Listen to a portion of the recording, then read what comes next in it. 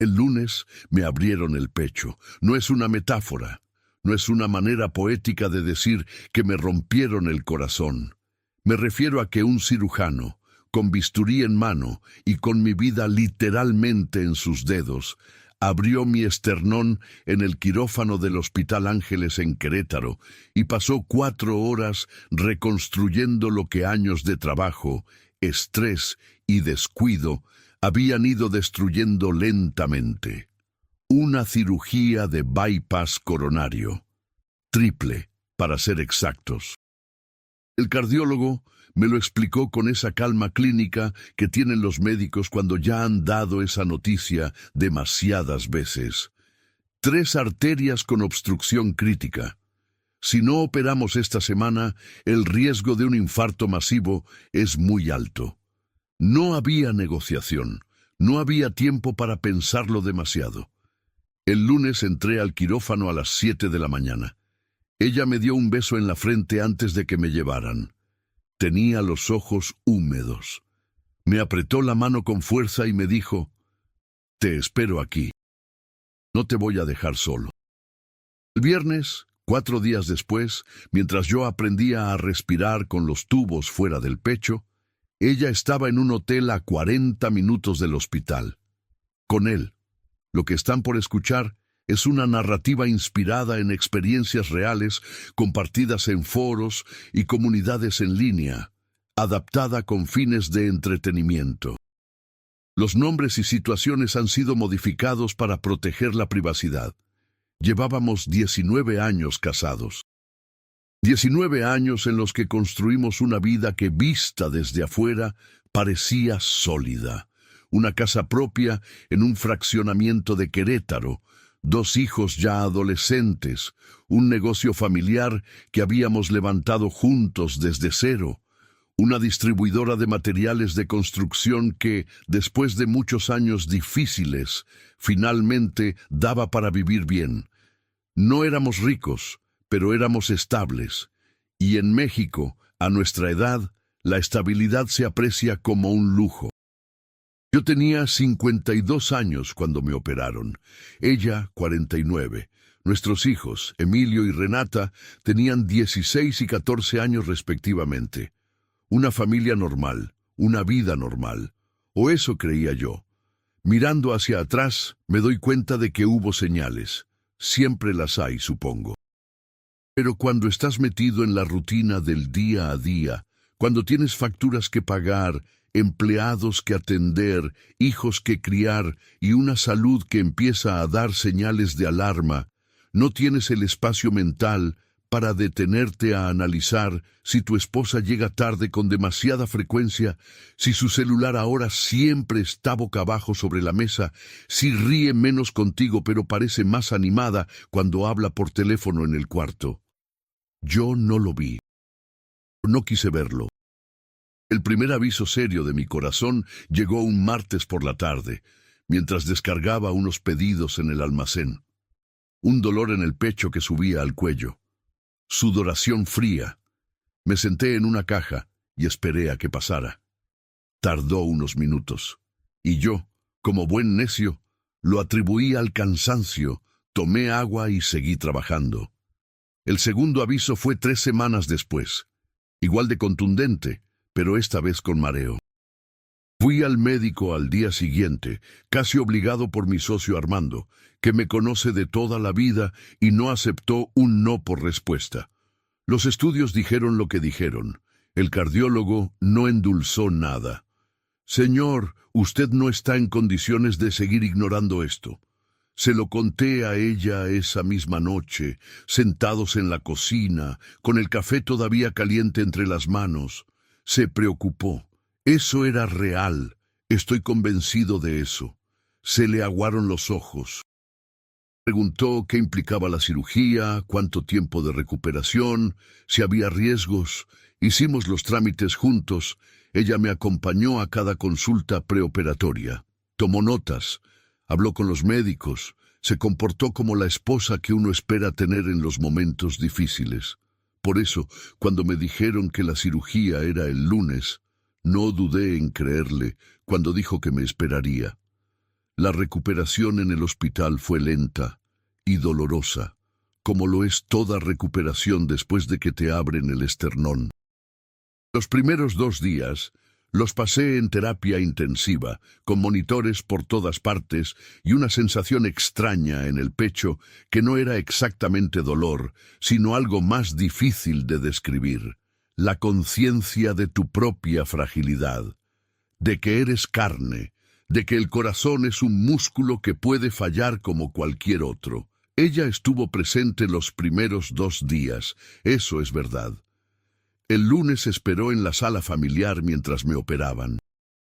Cuando desperté en la UCI esa tarde, me dijeron que ella había estado ahí, que había llorado de alivio cuando le dijeron que la cirugía había salido bien. El martes pasó unas horas. Trajo fruta que no podía comer todavía, me acomodó las almohadas, habló con las enfermeras. El miércoles llegó más tarde. Dijo que Emilio tenía problemas con unas materias en la escuela y que había tenido que ir a hablar con los maestros. Lo entendí. Los hijos no dejan de necesitarte porque el papá esté en el hospital. El jueves llegó una hora, a mediodía. Dijo que había mucho trabajo en el negocio y que Armando necesitaba orientación sobre unos pedidos urgentes. También lo entendí. La vida no se detiene. El viernes no llegó. Llamó a media mañana. Dijo que Renata no se había sentido bien, que le había dado algo del estómago, que no quería dejarla sola en casa. Le dije que no se preocupara. Le dije que estaba bien, que ya me iban a pasar a un cuarto normal y que el médico decía que si todo seguía bien, el lunes o martes podría irme a casa. Le dije que la quería. Ella dijo que también. Y colgó. Esa noche, solo en esa cama de hospital con el monitor cardíaco sonando de fondo, sentí algo que no supe nombrar en ese momento. No era tristeza exactamente. No era sospecha. Era más bien una especie de vacío.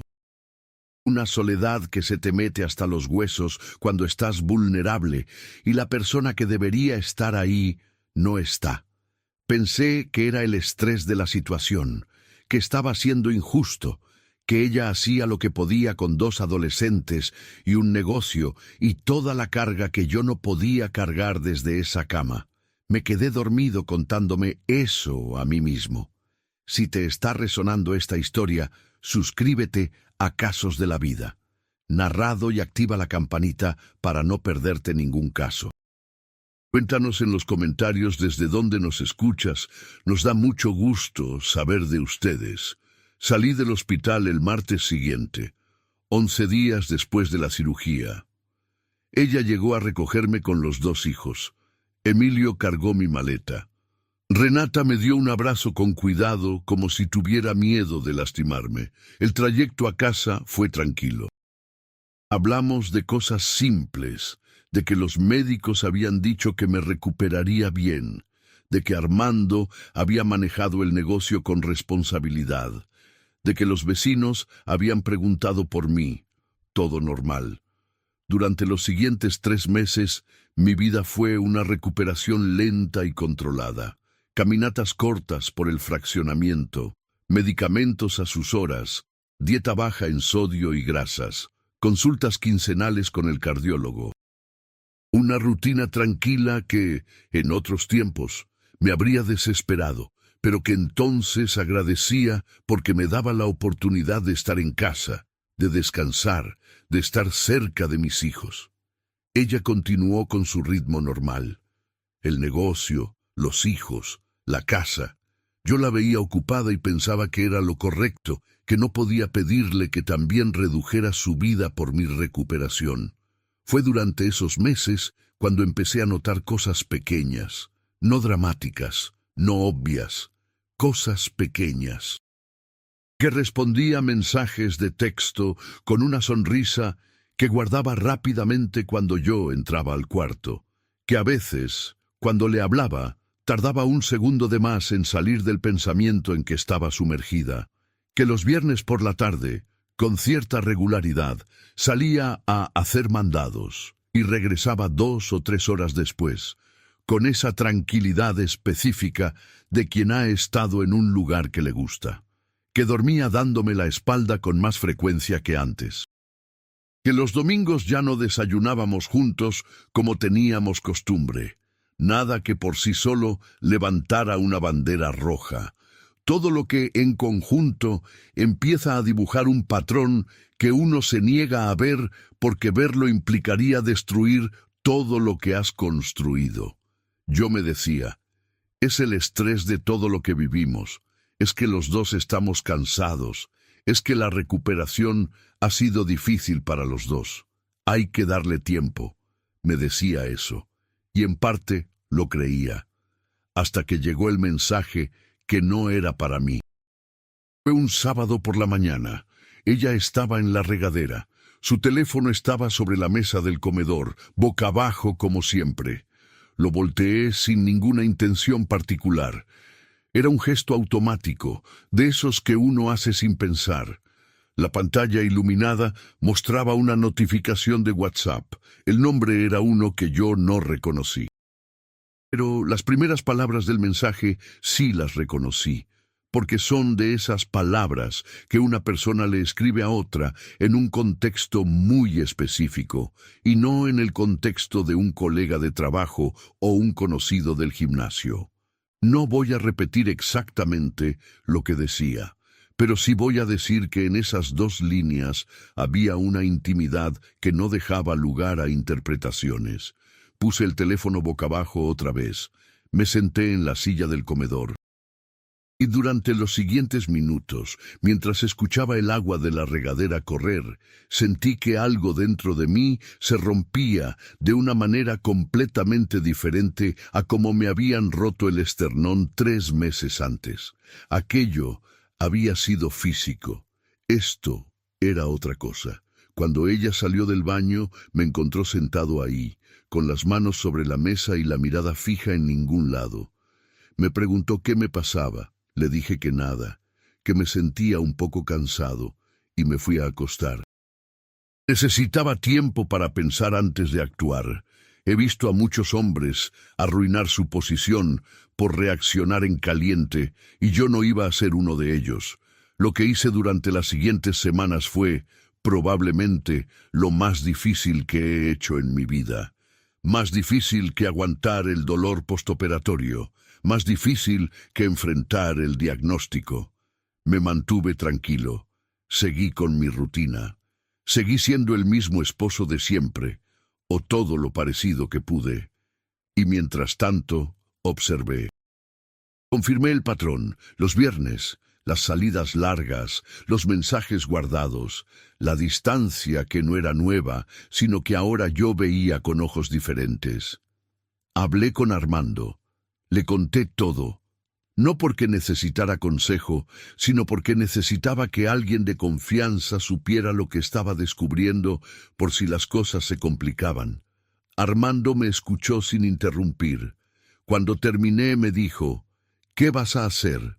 Le dije que primero necesitaba saber con certeza, que no iba a mover nada sin tener certeza. Me puse en contacto con un abogado, uno especializado en divorcios y división de bienes. No para iniciar nada todavía, solo para entender cuál era mi posición legal, qué implicaba el divorcio en términos del negocio, de la casa, de los bienes que habíamos construido juntos.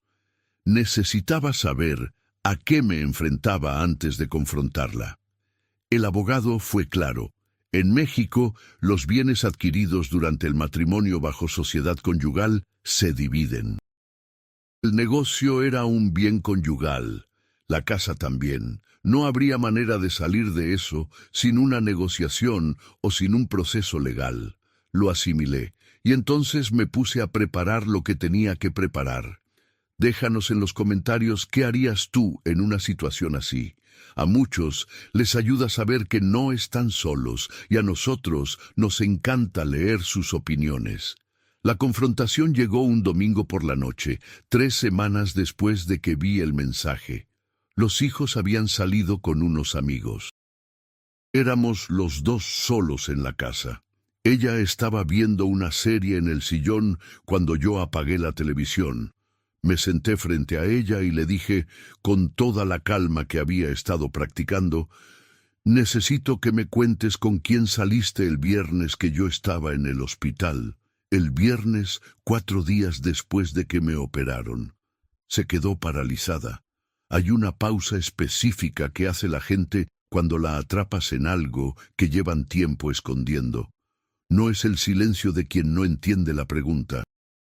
Es el silencio de quien está calculando cuánto saben, cuánto pueden negar, qué versión puede sostener. Ella hizo esa pausa. ¿De qué hablas? No te pregunto si pasó, te pregunto que me cuentes. Negó. Primero con confusión fingida, luego con indignación. Me dijo que cómo me atrevía, que estaba paranoico, que la recuperación me había afectado emocionalmente, que si acaso no veía todo lo que ella había dado durante esos meses difíciles. La escuché sin interrumpir. Cuando terminó, le dije, no voy a discutir lo que pasó o no pasó esa noche específica, pero sí quiero que sepas que sé que hay alguien más, y que he hablado con un abogado, no para amenazarte, sino porque tengo derecho a saber en qué terreno estoy parado. El color se le fue de la cara. ¿Un abogado? Un abogado. Hubo un silencio largo, de esos que llenan el cuarto de una manera que casi se puede tocar, y entonces, lentamente, algo en ella se rompió también, no con drama, no con llanto teatral, con esa clase de cansancio que carga a alguien que ha estado mintiendo durante demasiado tiempo, y que, en el fondo, ya no tiene fuerzas para seguir sosteniendo el peso. Me dijo que sí, que había alguien, que llevaba tiempo, que no sabía cómo había llegado hasta ahí, que no lo había planeado. No le pregunté cuánto tiempo, no le pregunté detalles, no quería imágenes en la cabeza que luego no pudiera quitarme. Solo le pregunté una cosa, el viernes que yo estaba en el hospital.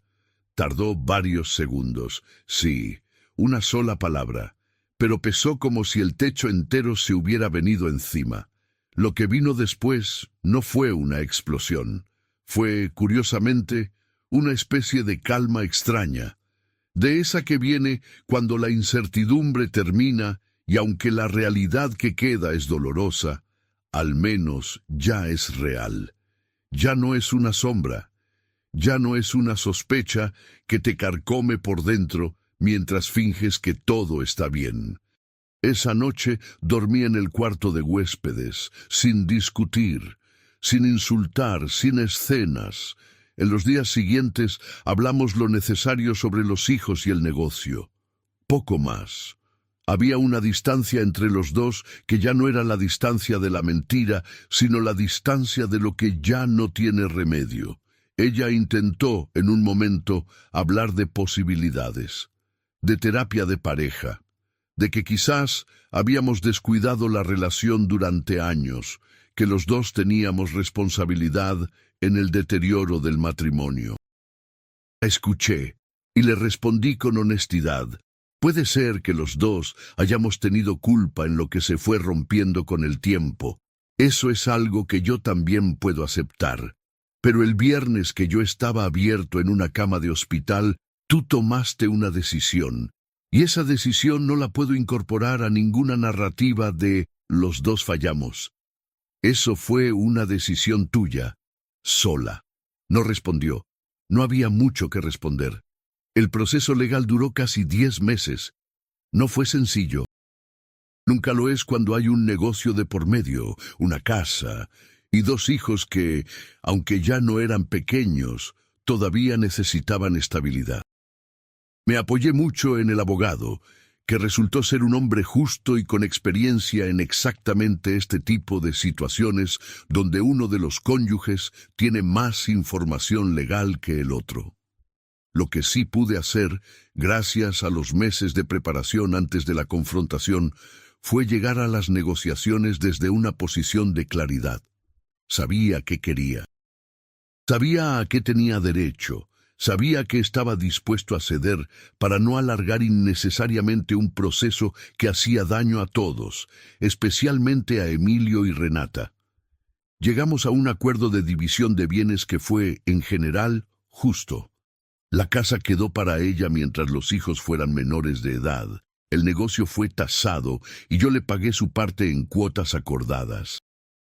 Me quedé con la operación del negocio, que era lo que yo había construido en esencia, y que sin mi trabajo diario no valía lo que valía en papel. Armando fue un pilar durante todo ese tiempo, no solo en lo laboral, también en lo personal. Hay amigos que uno tiene desde hace décadas y que cuando llega el momento difícil confirman que son de los que se quedan. Armando es de esos. Mis hijos lo llevaron cada uno a su manera. Emilio, el mayor, lo procesó con esa frialdad de los adolescentes que en realidad esconde mucho dolor. Tardó meses en hablar del tema con naturalidad, pero cuando lo hizo, me sorprendió con su madurez. Me dijo que entendía mi decisión, que no me culpaba, que quería mantener relación con los dos, pero que también necesitaba tiempo. Renata fue más complicada al principio. Las niñas de 14 años necesitan a su mamá de una manera muy específica, y el divorcio la golpeó con una intensidad que me dolió verla cargar. Hubo meses en que se alejó de mí. Los respetó. No los forzó. Siguió siendo su papá sin exigirle más de lo que podía dar en ese momento. Con el tiempo, las cosas se fueron acomodando. Hay una pregunta que mucha gente me haría si supiera esta historia. La misma pregunta que yo mismo me hice durante meses. ¿Por qué ese viernes específicamente? No sé si alguna vez tendré la respuesta completa. No sé si hay una respuesta que tenga sentido. Lo que sí sé es lo que ella me dijo en una de las últimas conversaciones que tuvimos, ya en medio del proceso legal, cuando por alguna razón hablamos con más honestidad de la que habíamos tenido en años. Me dijo que llevaba tiempo desconectada de nuestra relación, que sentía que habíamos dejado de ser pareja hace mucho, que éramos socios en la logística de una familia, pero que entre los dos había un vacío que ninguno de los dos había atendido, que cuando apareció esta otra persona, llenó algo que ella sentía ausente. No lo digo para justificarla, porque lo que hizo ese viernes no tiene justificación. Pero sí lo digo porque hay algo de verdad en que los matrimonios se deterioran lentamente, en silencio, y muchas veces los dos integrantes lo saben y ninguno hace nada, esperando que el otro tome el primer paso o que las cosas se compongan solas con el tiempo. El problema es que el tiempo no compone nada que no se trabaje, y cuando la crisis llega, a veces ya es demasiado tarde para reconstruir. No porque no exista la voluntad, sino porque ya se tomaron decisiones que no tienen marcha atrás. Han pasado 2 años desde la cirugía, 1 año y 3 meses desde que el divorcio quedó formalizado. Mi corazón está bien. Los médicos dicen que la recuperación fue excelente, que si sigo con la dieta y el ejercicio moderado, tengo muchos años por delante. Hay algo irónico en eso, que el corazón que me tuvieron que reconstruir con bisturí resultó ser el que salió más fuerte de todo esto. El negocio va bien, mejor que antes, honestamente. Hay algo que pasa cuando uno elimina de su vida las cargas que no reconocía como cargas. Uno trabaja con más claridad, con más enfoque. Renata y yo volvimos a tener esa cercanía que se había enrarecido durante el divorcio.